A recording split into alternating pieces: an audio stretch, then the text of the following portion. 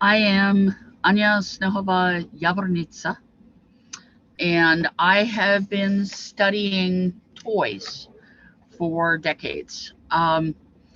The part of that is because Her Serene Highness, the Dowager Princess Janeltis, at one point suggested that that was a really good field of study that not enough people were getting into. So I kind of picked up the torch there and ran with it, and especially because I had 5 boys and toys, obviously, with kids. But balls are one of the oldest of the toys, or at least things that roll and throw and whatever. There are some extant ones from a long way back, and lots of speculation as to how the common ones were made and what they're filled with. I usually make balls from recycled denim, blue jeans. They were, because it's easy to stitch, it's cheap, and also a lot of recycled fillings, both for using as toys and as juggling equipment. The ball fillings part of this class was my experimental archaeology entry in the Summits Arts and Sciences competition back in 2015. And yeah, I have a lot of practical experience because of the 5 now grown, and all of them survived that far, boys. Um, Normally at this point, I'd be setting people up to make balls, where actually the second half of the class is a step-by-step how-to. But this is the piece in your handout that you're going to be looking for to have with needle, thread, and denim. You're going to want scissors, something to mark on your fabric with, and something to fill them with, but you can do that later as well. And we will make the handout available on the blog post when it's posted. Good, thank you. Um, so let me start with what I know about balls and toys in general. The biggest thing is the problems with documentation. There aren't a whole lot of balls out there, extant balls, and a lot of the ones that were there weren't recognized as such. Balls go so far back in the development of our species that probably, children millions of years ago were using them. Because even now, you hand an elephant a ball, there's actually a link in there of an elephant playing with a ball. But if you go on YouTube and use the search function for ball and elephant, there are about 50 videos of them playing. And dogs know how to play with balls. Birds know how to play with balls. Everybody knows how to play with balls. One of the ones that I did run across as far as documentation goes, though, was that the manuscripts and the portraits aren't always real. A lot of the time you've got a kid holding a ball in, that looks about like this in some sort of a portrait. And you don't know whether it's a ball or an apple, or it's just something that the artist handed the kid to keep him busy. You don't have any way to know. Literary sources are great, but then how are they made and what did they look like? I was playing with my bauble. Mm-hmm. Okay. I was playing with my golden bauble. Mm-hmm. Okay. What is that? Well, what did they look like? We don't know for sure, not from the literary sources. There are some in inventories, but those are usually only for the nobility, late period, and who puts toys in an inventory? Um, as I've been working on the book part of all of this research, I realized that people were saying the same things over and over and over. People have been copying each other for decades, if not for centuries, as far as documentation on various toys. And balls are one of the big ones in that. It's one of the biggest problems with research. Unless you go back to the sources, people end up working from the same set of speculations or assumptions. And you know what they say about assumptions. Okay, so I started making balls. So I would test the accepted conclusions. Well, first thing is there are 2 kinds of things to look for that they aren't, period. If it's a bouncy ball, it probably is not period. An inflated one, maybe. But even the inflated ones were kind of thud. Think football. They bounce, but only if you slam them into the sod. Even tennis balls didn't bounce. They were originally rag balls. And you try to bounce one and they go about that far off the ground. So the old style of tennis, which dates to the Renaissance, maybe a little tiny bit earlier, would not have had the bounce it off the pavement kind of moves in it at all. Plastic. Yes, they had leather. Leather's a good fake for, and actually vinyl is actually a good fake for some of the late period leather balls. But anything that's made out of plastic is problematical. You have to prove it. So don't plan on those, especially like in an arts and sciences competition. If you're putting them in for largesse, I don't think anybody's going to argue with you. Places to look for documentation. This is important. Portrait books. Any place you've got portrait books where you have lots and lots of pictures of children, you're going to find a ball somewhere in there. Illuminated manuscripts. There are a huge number of those. And a lot of the pictures that you're going to see in that series, in the series that's coming up here, are from illuminated manuscripts because they were doing things like the seasons of life. Baby Jesus, okay, he's either got like a pull toy or he's got a ball a lot of the time. Wikipedia and Wikimedia Commons are a good place to start. Okay, you can find a source. You can find a place to go back to.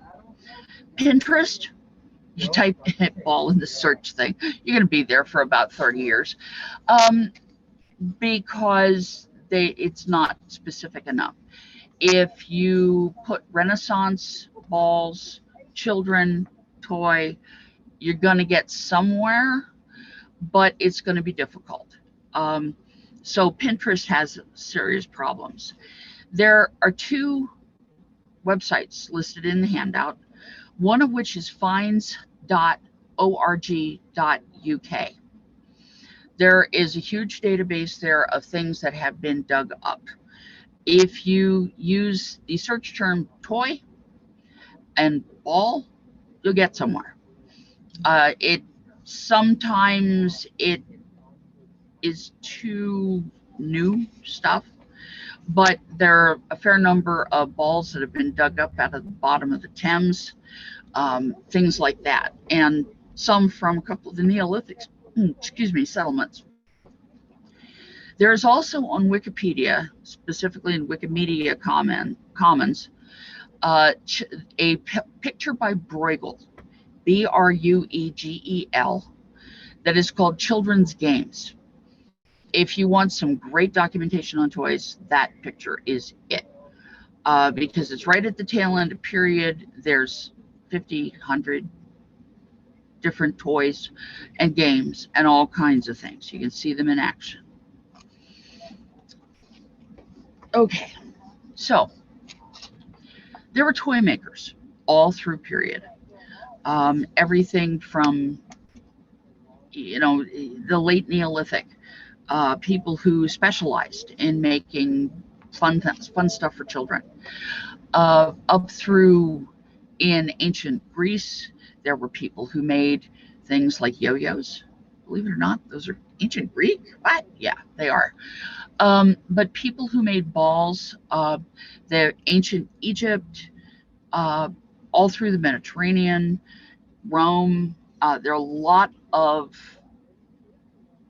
sidelight resources for ancient Rome and toy makers.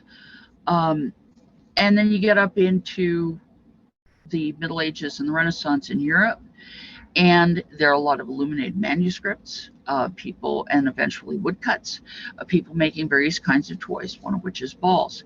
There's also a lot of literary reference from actually ancient Egypt on. Maybe in the Dark Ages you don't find so much, but otherwise. Something I wrote at one point, because people were asking, why aren't there more in the record if they're all over the place? Well, the big thing is rocks don't look like much other than rocks after they've been battered around. Wood rots, it gets burned for fuel in a cold winter. Wool can rot or mold or mildew and break down. Paper and reed disintegrate. Bladders pop and land in the midden. Ceramics break into unidentifiable bits. Gold and silver balls, and they did exist, often got melted down afterwards for the precious metal. So there just aren't that many still in existence. Another one is that when these things hit the midden, they get squashed, they get run over, they get popped, and it looks like a piece of leather. Oh, well, that's a pig bladder somebody threw out of the kitchen. Oh, no, that was a pig bladder that originally was full of air, but how do you tell? Or a couple of pieces of rather nameless leather that if you're not used to looking for a specific shape, all you're going to see is a circle and a couple of strips of something that have been wadded up into whatever, and the filling's been strewn across the midden. And how do you tell that that was originally a ball? Unless your eyes are already set up for it. The simplest of the balls, probably the oldest ones, were rocks, nuts, wads of grass, or, because I've watched my kids playing with it, balls of animal poo. Oh, isn't that always fun? Yes, bounce it off your brother and make him stinky. Kids will throw and roll almost anything. I got a real education in this at one point at a July coronation where the event was held in a horse pasture. And I got up a little bit late. The kids were already out and running around, or at least the older ones.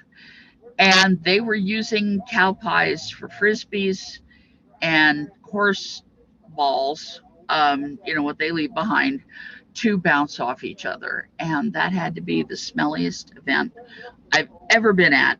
And it took a week to actually get the stink off the kids. But they had a grand old time, so I guess I can't complain too much. I'm a hands-on kind of a person too. I like to try things rather than assume other folks were right. Rather than just examining pictures, I've been trying to recreate what I saw rather than just to make drawings and make assumptions. And since this research goes back some 30 years, some of my original sources are long gone. I've made balls out of leather. I've made them out of fabric. I've collected ones of other materials. The worst problem was with making balls that were okay for my kids to throw at each other, because they're gonna. Yeah, I have 5 boys. They all made it to adulthood. I don't think that would have happened if I'd used some of the period ball fillings. Ragcore balls, very, very hard, even when they're wrapped in wool. We actually had a pressure split on a kid's jaw right here from a ragcore ball. And let's not even go near the pebble fillings. And the one time I was sure of a concussion, it was caused by that croquet ball, which is solid wood. So those were right out. And period balls didn't bounce the way we expect balls to, although I spent a fair amount of time testing that to be certain. My biggest problem actually in the research is that I've kept giving them away. I don't think I have a single ball in my display stuff that is any older than about 10 years at this point. So in my research, I ran into 3 questions. First was, how did they make them? Second was, how do the materials and techniques differ from modern balls? And then the third part was, I need to experiment with the period materials to see how I can fake these, because some of the modern materials really aren't available. Excuse me, the period materials. Unless you're a spinner, you don't have waste wool. Or if you card your own wool, you're going to have like the little leftover bits. Those are really common for ball fillings, but how many of us have access to those? So that's one of the things from that, one of the reasons to fake stuff. Okay, could you start set one of the pictures, please?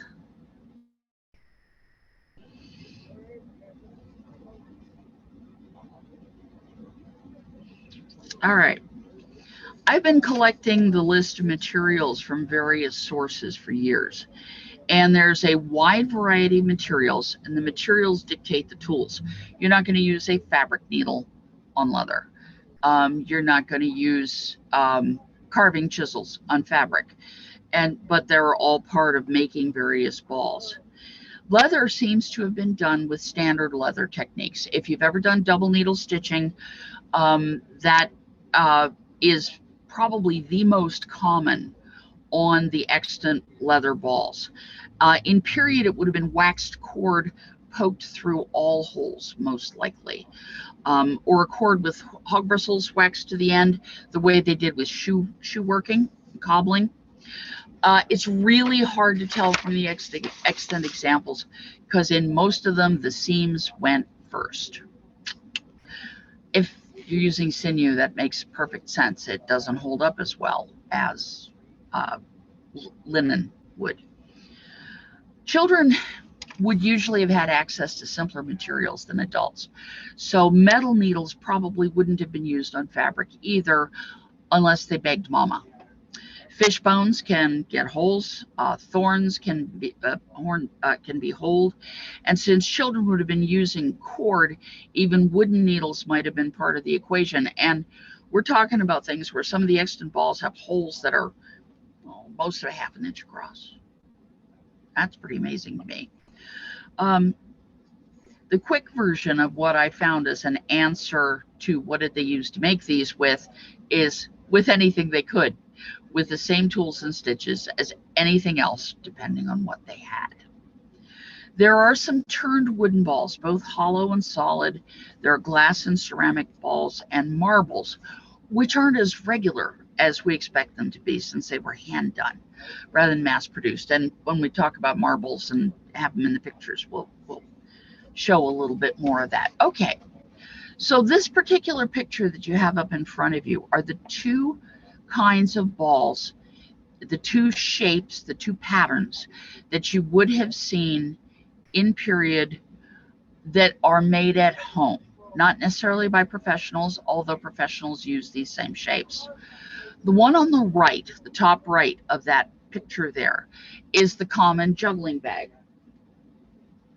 Still make them. That's vinyl. It's got some sort of cork filling in it. Sold to me for a hacky sack.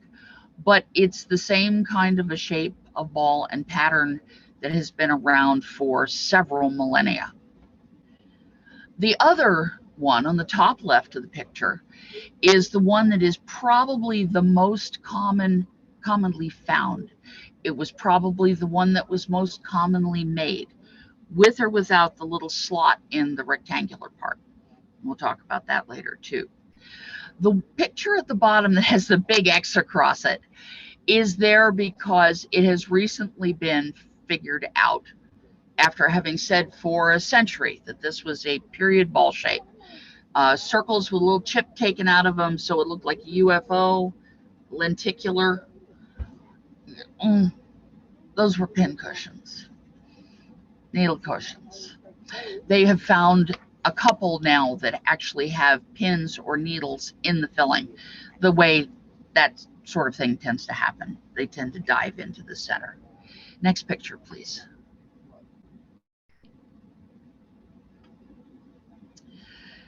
Here are some extant balls. You see why it's a problem figuring out where they came from. The thing on the left, the top left of the top picture is actually a top, but it is covered with leather, and it was identified as a ball for probably 50, 60 years, and then somebody went, wait a minute, that's a top, because the only wear mark is on the tip, which you can see if you look very carefully at it. The next one over to the right is one that was identified as a ball, but turns out to have been, now that they popped it open and looked, a pincushion. The one below it is what may be the simplest possible shape of ball and may have been used as a ball, but we can't tell. That gathered, it's a circle that's gathered into a tight, it probably was used, a clunky kind of a ball, but something fast and, go ahead and play with it. And then there's a set of marbles in that picture. Excuse me, one moment. What are you looking for? Cards. What? Cards. Okay, thank you. I couldn't see it. The set of balls at the bottom are kind of unusual. They may have been very, very common in period, but there have only been a few sets of them found anywhere. One in a stream in Britain, another one in the bottom of a midden pile in Germany, and then the set of which these are from. The center is solid. It's clay. And it's clay mixed with hair, which is very strong. It's also extremely hard when it's dry, but it would have been easy for kids to come by or adults to come by to actually make balls from. The piece that you can see that's chipped off of the one ball is the leather covering, and you can see where the stitching had been. And there are a lot of speculations as to how that was done. These pieces are from kind of another funny story. They're from the Market Harborough hoard. The church or the chapel in Market Harborough is located right next to a school that has been there since the 1200s, I believe. During the time when England was switching from Catholicism to Protestantism, the priest's perch up above, where there's the little windy steps, and then he stands up high and proclaims everything to the congregation. Those were all blocked off if they weren't torn out. Well, in this case, they were blocked off by a wall, just a wooden flat wall about 8 feet tall. And the entrance to it was right by where the door from the school was. And when they were doing a restoration and they tore out the wall, one of the things that happened was a whole bunch of toys rolled out from behind the wall. And I can just see the annoyed adult, don't you dare take that into church and throw it up over the wall. There were 7 balls in there. 4 of them were solid, and 3 of them were this style of clay and hair inside a leather covering. I just think it's hysterical that they would take them away from the kids. And there were tip cats and dolls and all kinds of other fun stuff in there. So it's a good one to look up if you're interested in toys. Market Harborough Hoard. Next picture, please. The top left balls are made out of reed. They're hollow. They're from ancient Egypt, actually Roman period Egypt. And were because it's very dry there, they were preserved. The one at the back left has, since this photo was taken, completely disintegrated. They got the other 2 into a controlled environment in time, but the one at the top right has begun to poof out. The reeds are coming out from underneath the little plug. I put the girl below that in the picture because look at the ball in her hand. It's the same kind of an idea with this stripy and pattern kind of a thing, and that's separated by several thousand years.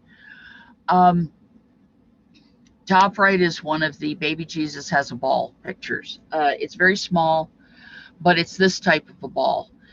Whether it's solid wood, whether it's leather, whether it's fabric, nobody can tell from the picture. It appears to be smooth.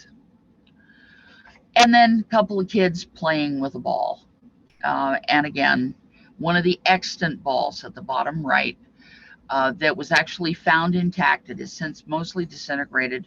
All we've really got left of it is a couple of shreds of leather and a piece of linen cord, and a wad of what they think was originally either hay or straw, but it doesn't look like a ball anymore. We've got the sketch still.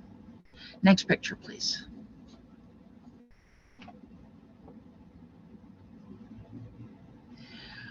Several of these pictures are from the Bruegel painting that I was talking about. These are games. The kids at the top are playing the equivalent of Button Button, Who's Got the Button, or possibly Hot Potato, which at the time was called Hot Cockles, but that's close enough. The girl at the top right's got a bladder or a stomach or a something, and she's blowing it up.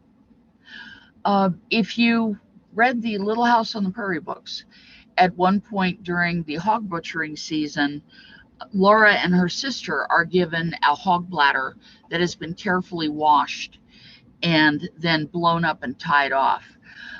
Having gotten to play with those as a little kid, they last about 4 or 5 days, and then they get hard and brittle and shatter. But it's an interesting thing that it would be from that long a time frame. And I'm sure that bladders and stomachs were used that way for a long time before that. You can see that the kid who is swimming in the bottom right actually has an inflated bladder. Water wings were a thing. Not shaped like the ones we use, but. And then there are 2 more pictures at the bottom left and the center left of kids playing with balls. Next picture, please. Oh, I forgot the previous one, the extant ball. Thank you. Sorry. That's just a piece of unfired clay, and they're pretty sure it was used as a toy, but they can't be certain. It was found in the hand of a small child's corpse. Okay, now we need the next one. Thanks. And she has a ball, or maybe it's a peach, or maybe it's, who knows what it is. It's been identified as about 10 different things by 10 different people. But to me, it looks like a standard child's ball. And it would make sense that a little kid who's all fancy dressed up would have a pretty ball to play with. Next picture. Some extant ones, at the top right, mixed in with dice and tops and a tip cat. There are a number of wooden balls. The center picture, a couple of kids playing with balls, and it looks like in the bottom right of that particular one, it's keep away that they're playing. And then at the very bottom, you can see on the left, there's some of these multi-panel juggling ball type things. And on the right, pieces that are more or less even, that may have been game pieces and may have been played with as marbles. Next picture, please. Bunch of adults playing ball, tossing catch, as far as anybody can tell. That's a fresco on a wall of a place in Italy. And another manuscript one, somebody playing the period equivalent of t-ball. It was often called stool ball, and it entailed putting the ball on something. You can see how the kid's holding it in his hand. If the buddy didn't like him, that bat could go right through that hand. But they did that. They would hold the ball for somebody to swat rather than toss it to them. Again, they didn't bounce, they didn't roll real well. Okay, and the rest of them were tossing the previously batted ball around. Okay, next picture, please. Tennis, very late period. You can see by the poofy pants. Tennis ball in the center left. You can see it's that 4-panel, like a juggling ball thing. And this particular one has a rag core. It's a leather outside with a rag core and a tennis racket. I thought you'd like to see how those have developed. Next picture, please. Kids playing the equivalent of golf. Very, very late period. There are a number of games that entailed batting balls around. across the ground. But this particular one does seem to have a hole for the ball to drop into, unless, you know, it's just a spot on the ground. It's hard to tell from a picture. But center left, that's an interesting one. It's another variation on, well, baseball. That is a bladder that is being batted around, and what I would call a dustpan. I think it's intended to be a grain scoop. One of it, because it's also shedding. They were woven out of like wicker, and they would break. So nobody knows what the name. Excuse me. Nobody knows what the rules were, but there you've got another game. The center right, there are a number of balls of different types, some of which have lost their centers. The one at the very center right, which has all the holes all through it, is sinew knotted over what must have been a core. They think it was probably unfired clay, because this was, again, found in a midden, and it had been squashed, and they straightened it out again. The ones across the bottom of that particular picture are all knotted over a core, and that's pretty common the farther north you go.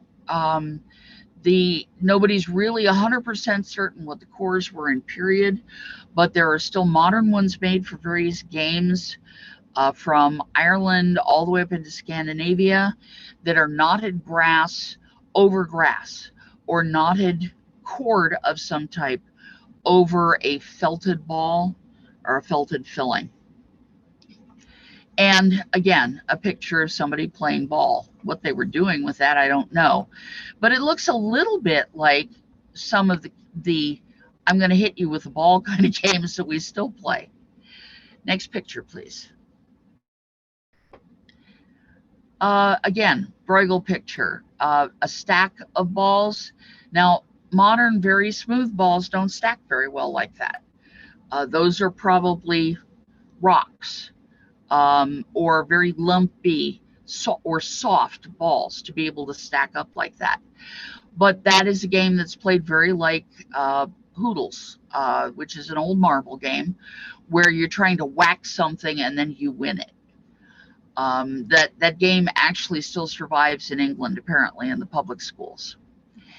And then the rest of the pictures on that page, with the exception of the dice and so on, are mostly marbles. They're very small. The largest one of those is the size of my thumbnail. So they're not very big at all. A couple of them actually have holes right through them. And there are all kinds of materials. There's ceramic, glass, and both fired and unfired ceramic. And also you can see in the very bottom left, there are two spotty balls. And the lower one of those two, it's really obvious that it is not completely round. It's got flattened sides. And I think they were made that way on purpose, but nobody really knows anymore. Those finds are from the catacombs. Next picture, please. Again, a Roman glass marble, a Roman glass ceramic, some more ceramic marbles, and then bottom right, there's ceramic, but those sure aren't regular. And in the magazine catalog, they're listed as game pieces, which is possible, or they could have been used as marbles because they would roll. We don't know really anymore. Next picture, please. Or is that the last one? No, it's not. Okay, and here are some more marbles. And the interesting one for me, other than the fact that some of them are glass with a ribbed thing and some are stone and so on, there's actually one ivory one in there. It's tucked down inside, so it's hard to tell. But the pear-shaped ones on the right were used for a specific type of gambling game. And they're rolled like marbles, except obviously they don't roll straight. But it was a type of drop it into the holes and bet on what happens. Again, these are Roman Empire era. Next picture, please. And then this is the one that has the really fun story with it. There was an archaeologist who was busily engaged in unwrapping mummies. We're talking about the mid to like the third quarter of the 1800s. And out of the hand of a little girl mummy, maybe 5 or 6 years old, they pulled a pouch that had a long stick, 2 short sticks, and a bunch of little round objects in it. And as you can see from the picture, you know what it was. Well, they labeled it as a religious amulet for protection, obviously, since it was in the hand of a mummy.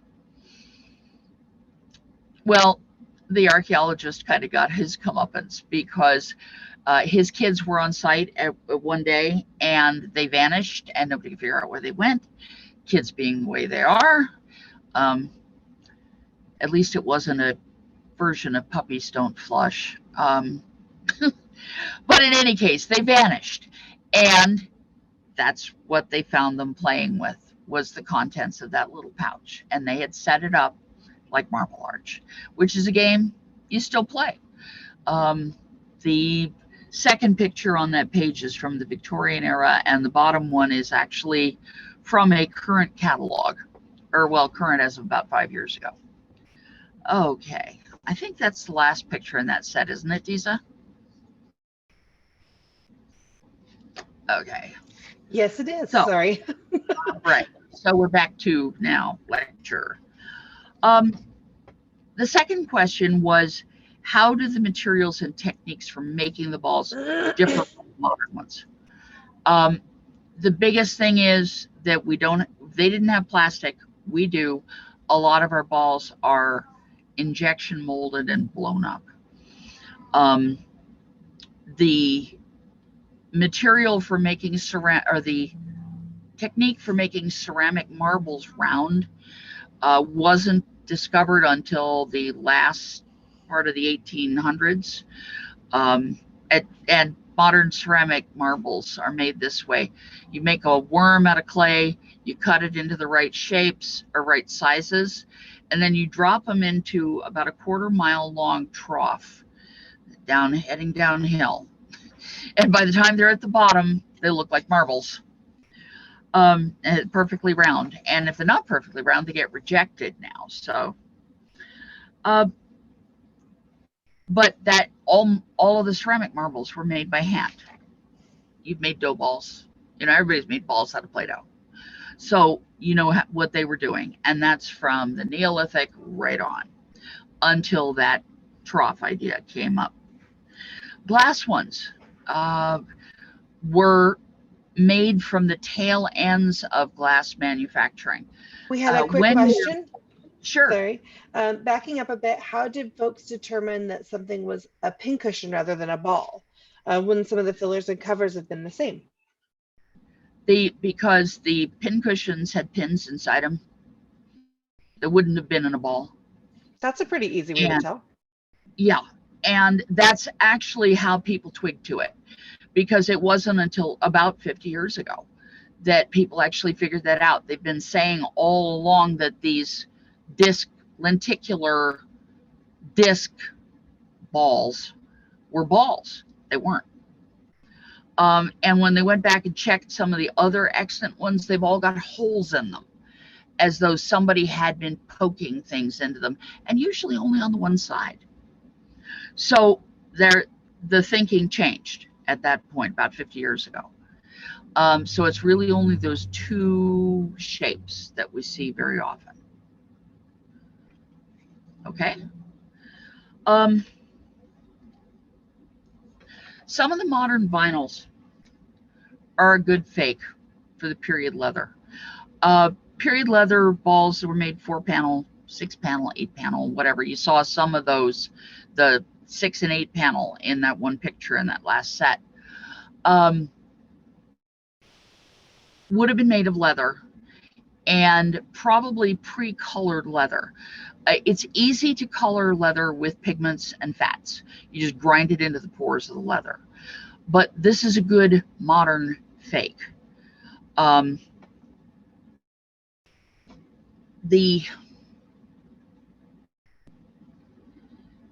and there are also, oh, I don't have it here. The baseball type shape did not exist until the 1700s. And the baseball shape with the stitching, that particular type of stitch that goes this way that you always see on a baseball, that doesn't seem to have been done either. That stitch existed from at least 1400s on, but there aren't any extant balls with that you can say for sure was that stitch. And the shapes definitely were wrong. A baseball is made of two tongue depressor shaped things that are fitted around each other. And that's not. Our modern cotton canvas and denim is a good fake for the heavy linens that were used for balls. Heavy linens, linen canvas.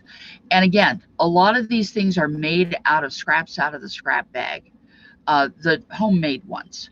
And what you would have seen was red dyed or blue dyed linen canvas. And that's why I keep talking about denim.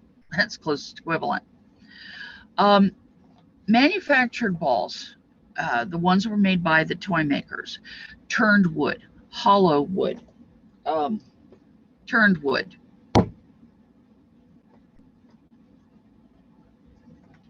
Hollow wood. This is an incredibly light ball. You pick the two of them up and it's like, those would have been made by professionals on lathes. And yes, they had them. They're a reciprocating lathe. It's not our continuous powered one. But you can even see in this ball, although maybe it's not as obvious that way, it's not a regular shape. It's actually, that should be a circle. The screen is stretching it out. But when you turn it this way, you can see that it is not a circle. It's almost, well, it's an ovoid rather than a circle. That would have been typical for a period ball, and a ball turned by hand, which this was. The glass and ceramic balls and marbles would have been less regular than what we would assume, and some of them are actually flat on one side. You saw in some of those pictures that some of those were incredibly irregular.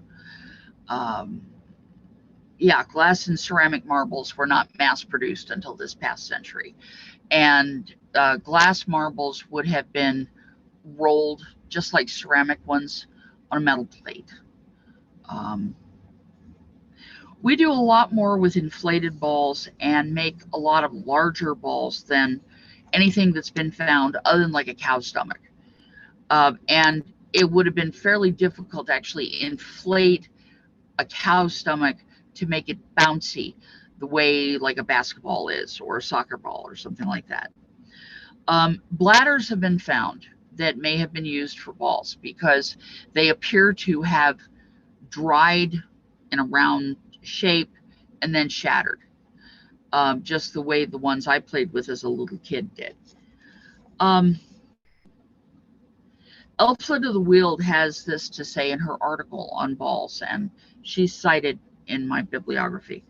Inflated cattle bladders were played with in ancient Rome, as the evidence of Pompeii shows. Doris Fisher claims that air-filled leather pallone were expensive and only appeared in Germany from the middle of the 16th century, although homemade inflated bladders would have been widely available before that time. Yeah, all the way back into the Neolithic, yes. Inflated balls were made in France and Italy at the least, judging by the very similar names used in these countries. Ballone, pallone, although probably not exclusively. Andre notes the gift in 1147 of 7 ballone to a French monastery. It's hard to be sure whether inflated balls were made from whole bladders or whether sewn leather covers were also inflated. That's difficult to do, but you can do it. I mean, soccer balls are made that way now. So are, There's a reason that a football is called a pigskin. An Italian poem of 1530, quoted by Andre, speaks of the crafter's need for good leather and skill both in sewing and in the making of valves. And that sounds very much like a description of making an inflated leather ball rather than a bladder. Pumping air into the ball correctly so as not to damage the valve is also seen as a skill. And the oldest of the French valve maker guilds dates to the 1400s. So we know that people were doing it at that point. Okay. So I needed to experiment with period materials to see how I could fake these modern materials. And that's been really the most of my research. The rest of this is pretty obvious. It's out there. And now that I've gone and checked it out, I'm pretty certain that what the information I've been giving you is correct. Over the years, I've collected balls of various sorts and mostly handed them to kids to see what they do with them. The majority of them didn't survive the children. So I've collected up more and created a standard set to experiment with. I have in my stuff, this is pretty standard for my display that goes to classes and so on, a series of matched balls that have a label and a tin of filling. That's the sawdust. Things like human hair all over the place. And they're pretty certain, I mean, probably a third of the extant balls they found were filled with human hair. Those ones from the Market Harbor Hoard, when they teased out a couple of the fibers that were mixed in with the clay, that's human hair. And it's one of the ones that kind of bounces. See? That's about as far as it bounces. I have this box behind me over here is all full of these different balls with different fillings. And usually at this point in a class, I pull the thing out and I hand them to people and balls go flying all over the room. So far, I haven't had anybody bean anybody with one of the ones full of pebbles. Those are heavy. And I don't have one full of rocks. Pebbles is as far as I'll go. So people play with them. I'd like to be able to show them to you. It's, but you can't squish them over the internet. Oh well. If you catch me at an event, I usually have them with me. Ask. Okay. Just a few more bits about balls and the games that go along with them, and then we'll go into how to actually make them. There are balls. There are bean bags, is what I would call them, that were handed to children. You actually see some of these in pictures. This is a very modern one, and it's what we would think of as a bean bag. Usually they look like that. And yeah, I picked one with a fishy print because I figured that was, but if you squish it, that's a ball. If you throw that to a little kid, he'll fumble it, drop it in his lap, and then he can pick it up and throw it back at you. They were doing the same thing. Marbles. And the combination of balls and hoops, hats, quoits, things like roll the hoop across the lawn and try to throw the ball through it. Here's a hat. There's actually a picture in the Bruegel of what I think is kids throwing a ball into a hat. And then the things get picked up and thrown around. I mean, kids invent games. We don't know for sure what they were doing in period, so what? They were doing something. They were playing. There's also tennis. Oh, bocce is period. I'm not pronouncing that right. But, lawn bowling. And then there's, oh my goodness, talk about infamous, the ball game. Starting in about the 1200s in France, apprentices were given one full day off per year. And that means things also, not just apprentices to various craftsmen, but novices in monasteries and things like that. And all of the young men of that age would get together and play this one game. And it's kind of a combination of capture the flag, soccer, played with a ball full of rocks, try to kick that, and steeplechase. They would take the ball, which is about this big around. There's one extant ball left, and it's full of fist-sized rocks.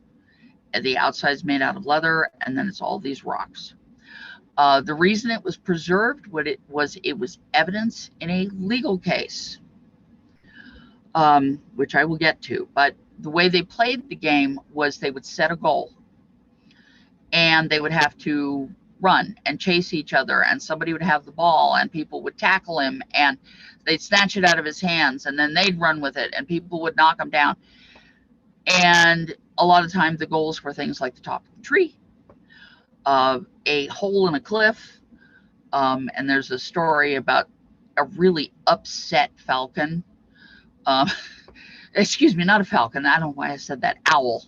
A really upset owl that came out of the hole that they threw one of the balls into, and then proceeded to go after the kids who were playing.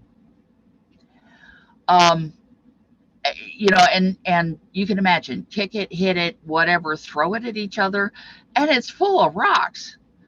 Well, the ball game was finally outlawed. Getting on into the Renaissance, I think it's like 1430 some. I'm not certain of that, but it was outlawed because of a lawsuit that was brought by the mayor of one town to the Duke of Orleans, and asked that this not be allowed to happen again, because his son had been struck with one of these balls and, quote, reft of his wits for life, unquote. In other words, he had a massive depressed fracture, skull fracture and concussion, and it addled his head for fair.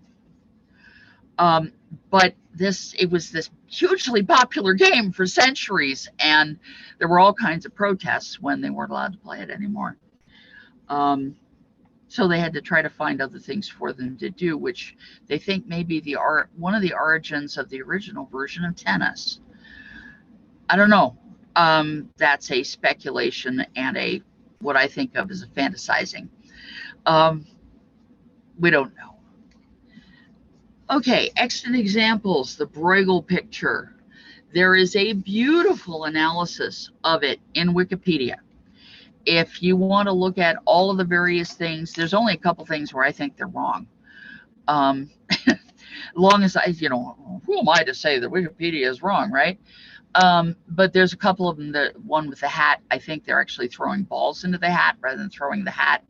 There is another thing of them throwing the hat. Of course, one of my favorite things of that particular picture is the girl with a stick who's stirring a cow pie. That is so typical for kids. Okay. Yeah, and then there's a bunch of different games that I have listed in the handout. And active toys for games, balls specifically. And yes, inflated balls, but only inflated balls really late in period. And they're pretty sure that most of the inflated balls weren't used in organized games, not like, football or soccer or basketball or something like that. They were used mostly as toss and catch, or some variation on toss and catch. There were felt balls. Felt balls do bounce a little.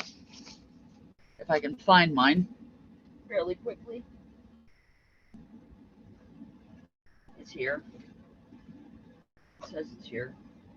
It says it's here and find that. Okay, well, I don't find it, but it will bounce about this far up if you throw it. And some felted balls, if they haven't been felted as hard, if they're felted fairly loosely, they will bounce a little better than that.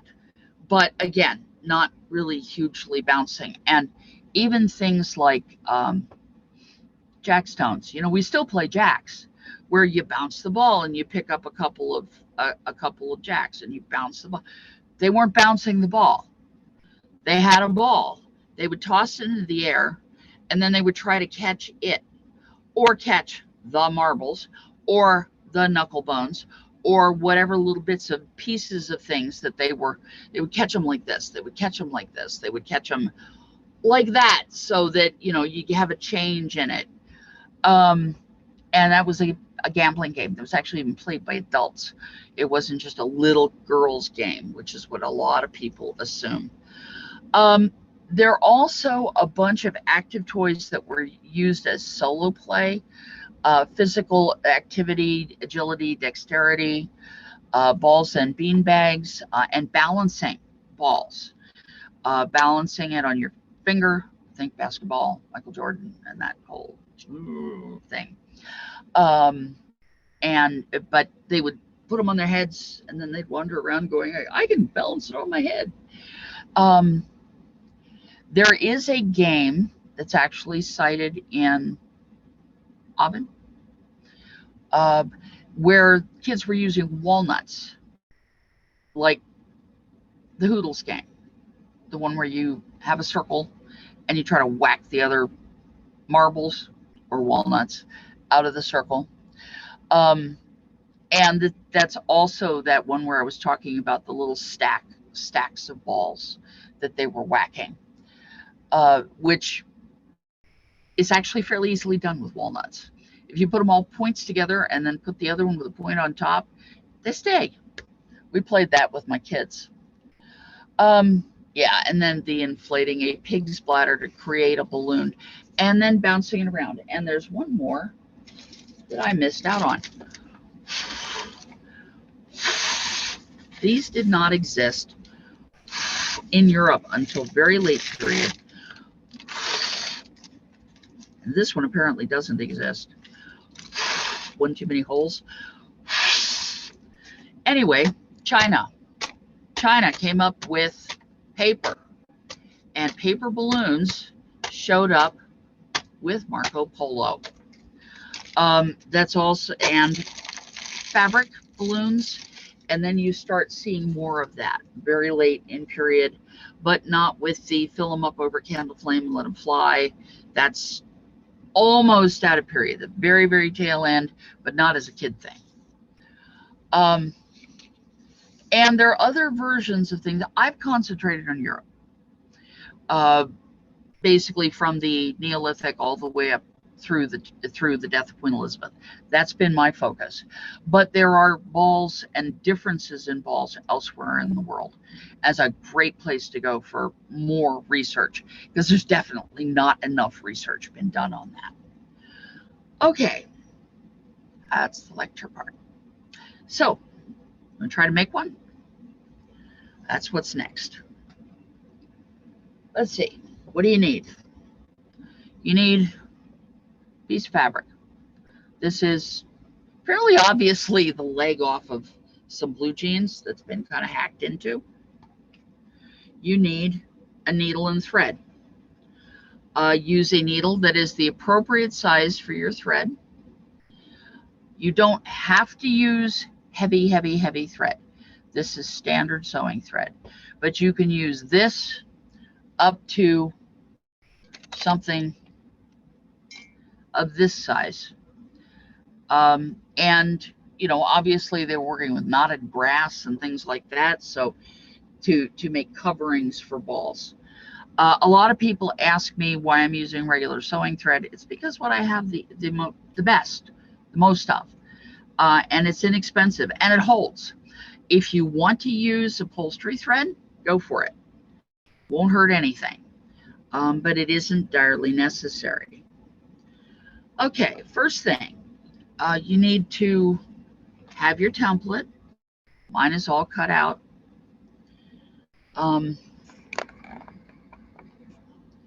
And you can see that I've marked circles. 2 of them for my ball, and then you cut them out.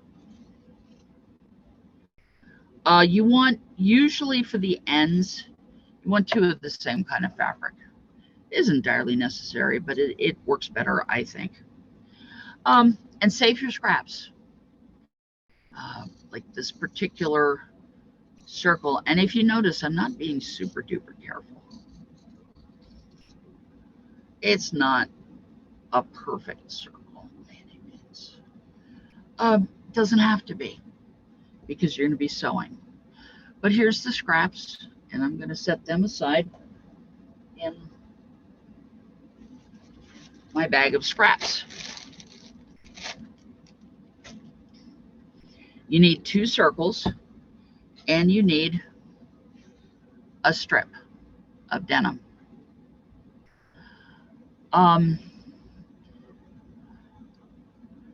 Okay, let's start the second set of pictures.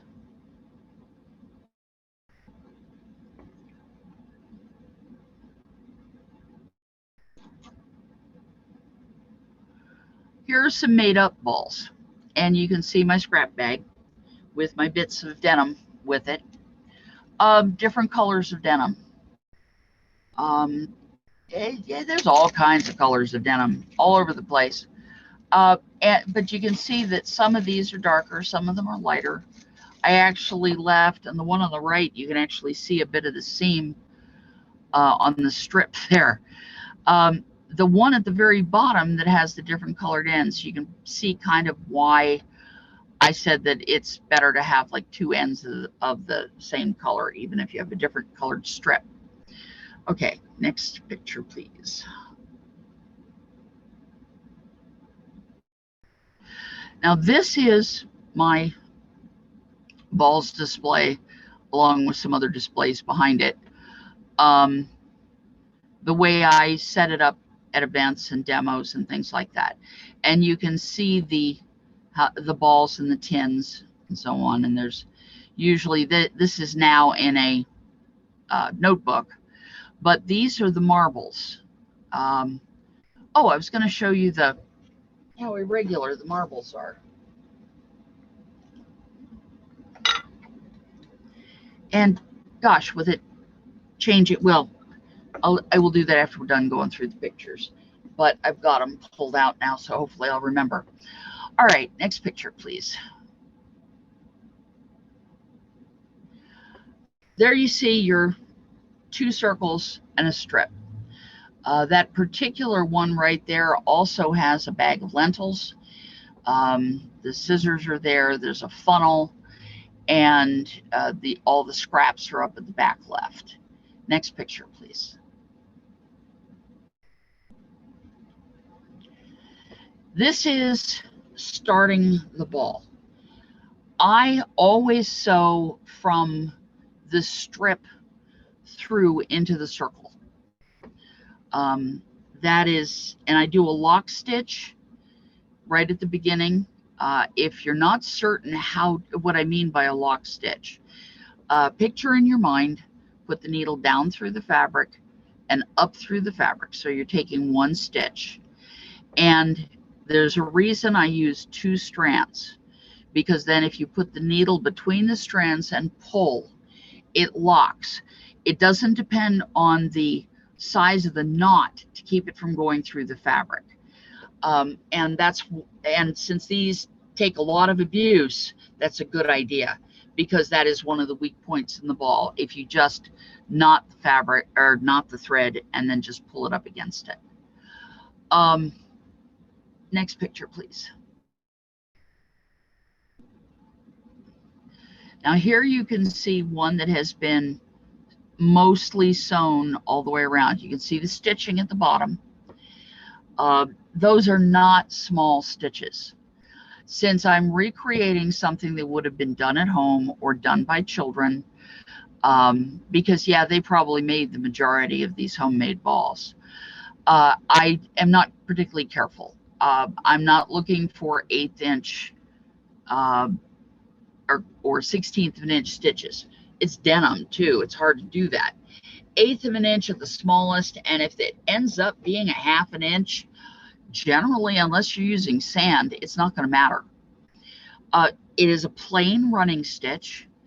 If you want to make it even more secure, about a quarter of the way around the ball, you'll do 1 stitch back on itself to give it some ease, but you don't have to do that. Next picture, please.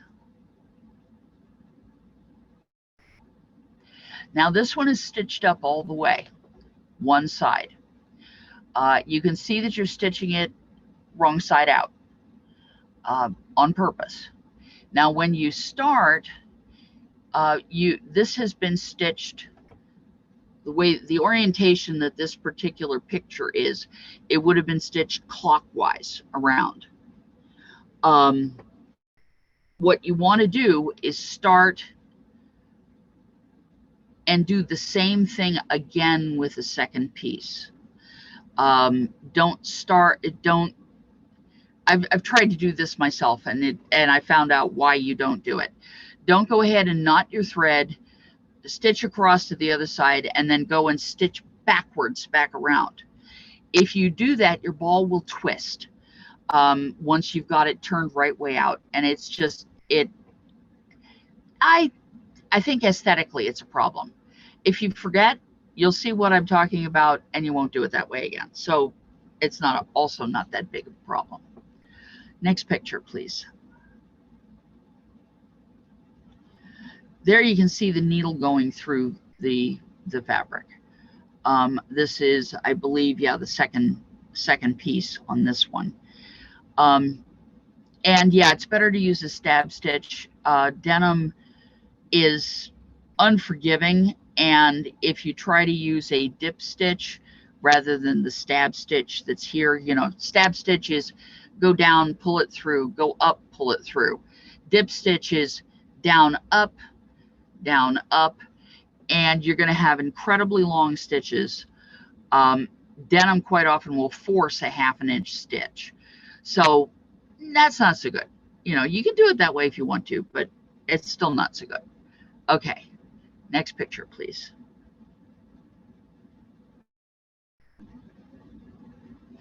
Now I'm most of the way stitched back around, and you can see how the whole thing is starting to mutate into kind of a cylinder. Next picture, please. And now both ends are stitched on, and you see the 2 flappy bits. One of those is probably going to be longer than the other. And that's a good thing, not a bad thing. Next picture, please.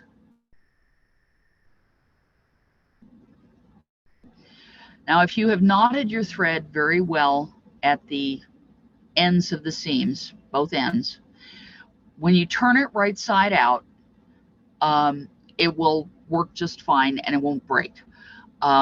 If you break it, well, turn it wrong side out and restitch. It does happen. I do it. I probably made hundreds of these balls at this point, and well, I can be sure of at least 90 that have gone into largesse, and I know I made a lot for my kids before that. If it does come out, if it does break, just turn it wrong side out again and restitch.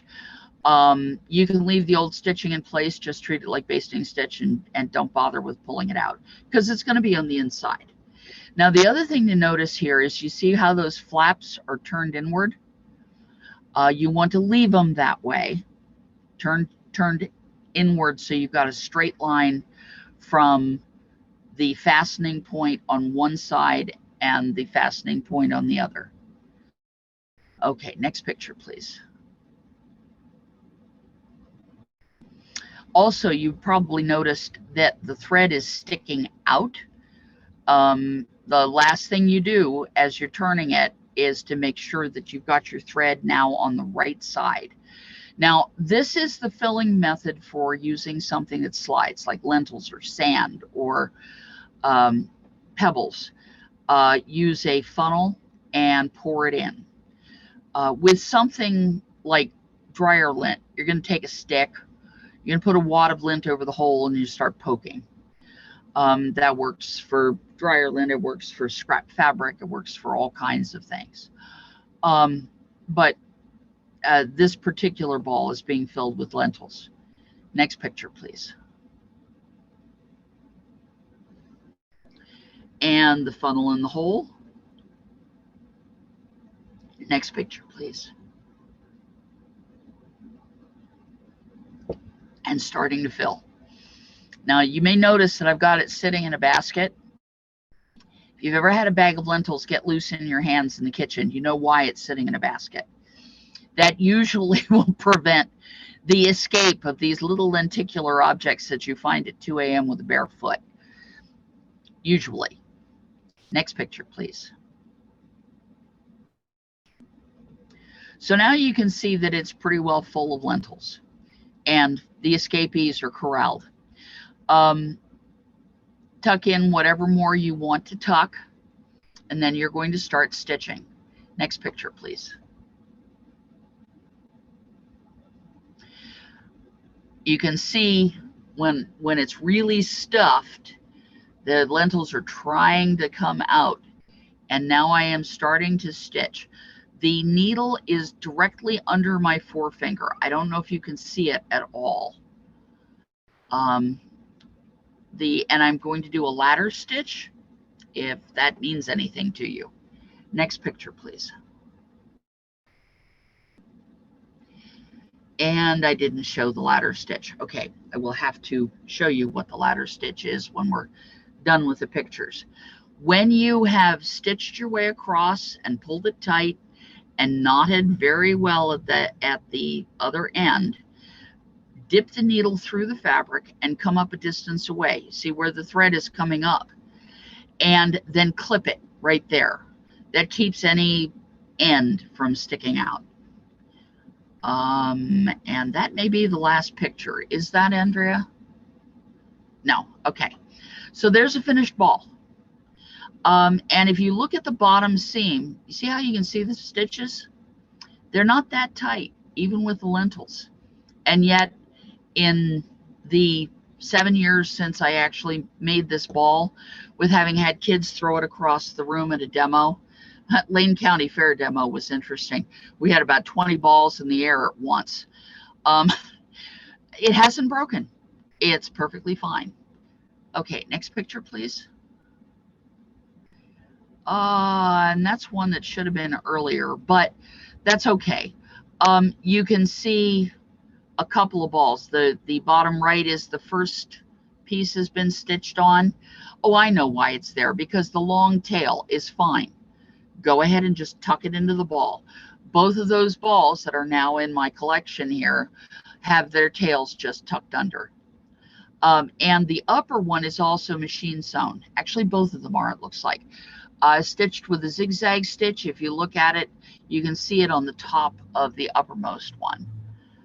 That works, although one of the things that I found is that stitching by hand, you get a more regular ball.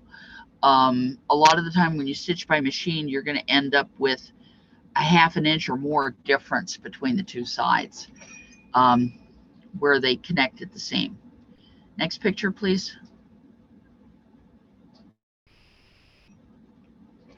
Scrap. This is the kind of thing that you take a stick and poke it in. Pencil, sharpened dowel, whatever. But this is leftover. You can look at it. You can see it's sewing scrap where I cut it with pinking shears and tore it off the end of raggedy fabrics and wads of thread that ended up on a piece that I washed and wadded into a ball. Next picture, please. And thread and string even. You can see that actually right in the middle there's a piece of jute twine. Bits and pieces that get pulled off of other things. Go ahead and make use of them. Actually, a lot of the cord in there is a uh, a piece or a set of, it was actually a ball of string cord, light cord, that had gotten moldy. So somebody threw it in the washing machine and it turned into a wad. So I just hit it with one of the Olfa cutters, just ran it over it to cut it down a little bit smaller, and went ahead and used it for ball filling. Next picture, please. And this is some of the heavier scrap. You can actually see that right in the middle, there are a number of things with stitching in them. Those are the seams off the jeans. If you cut them down that small, you'll actually have a good filling thing. There's some terry cloth in there over on the right, the green stuff, and just plain denim over on the left. Next picture, please. And that's the last one. You can kind of see the ladder stitching on this one ball here to the right that's open. But that was my work basket full of balls, I don't know, 6 months ago when I took this set of pictures. The little bits of paper that are safety pinned to the balls say what the filling is, because I usually put that on the cards, the largesse cards that go with things. That way people won't give something full of string to a baby. They'll use something that's safer for the baby, sawdust or hair or something like that. And that brings me to one of the last of this is sort of an awe story. Yes, I do stuff things full of human hair. And I have had kids who they keep talking about their Anja balls, which just makes me laugh, just the way of saying it. But there is a young lady who was given hers when she was age 3. She was fascinated by the idea that it was my leftover hair that was in her ball, and she has called it her Anja ball ever since. And her mother told me just a couple weeks ago, just before that, when we were first going to start the class, or first going to do the class, that she still carries around, takes it to events, and calls it her Anja ball.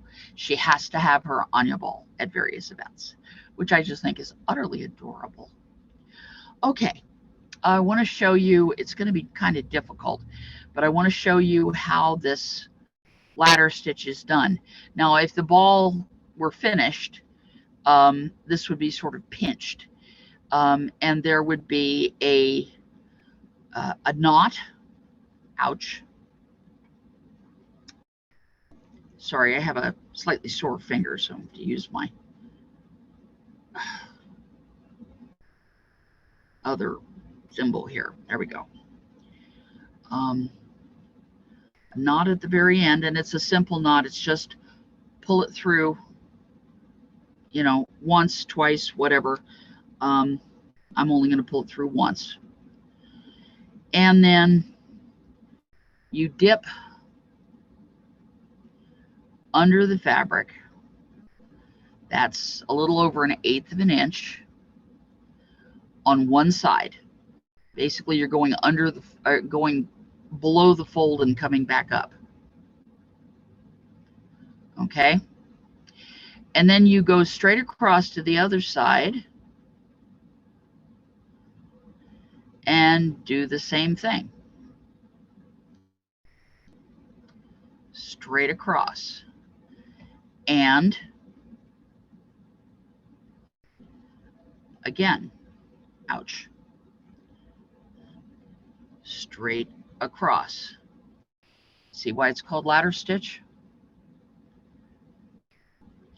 When you're all the way done, when you've stitched all the way across, this should be kind of pulled tight across over the filling, and then you're going to cinch it up and it will pretty much vanish. Okay. Any questions on how to put a ball together?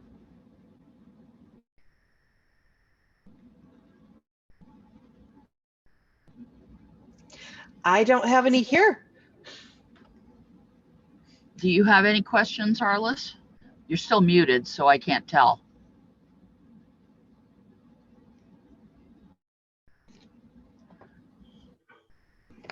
Can you hear me now? Yeah. Do you have Okay. any questions on the Yeah, I did construction? actually. First, I wanted to back up just a tiny bit. Why would leather have been colored? I mean, you're talking about a toy that's going to have basically the snot kicked out of it. So why would they have done that? Would they have just had scrap? Yeah, that's one possibility.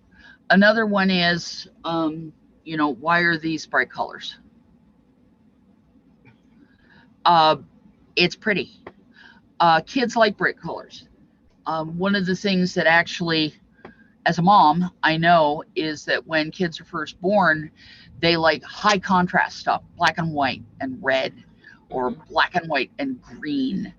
And as they get older, by the time they're about 3 months old, anything that is brightly colored will catch their attention. It's just the way people are programmed. So chances are that's why they were colored. Also, if you've got a juggler, somebody who is actually using them as an entertainment thing, he's going to want the bright colors because people can see them better. And if you drop a brown ball into the grass, it's much harder to find than a bright red and green and blue one. So all of those are possibilities. For several thousand years now, the actual reason is because we've always done it that way.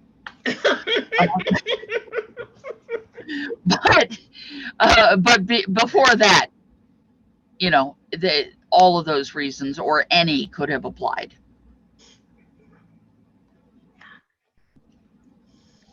The I answer know, to that's everything throughout history, right?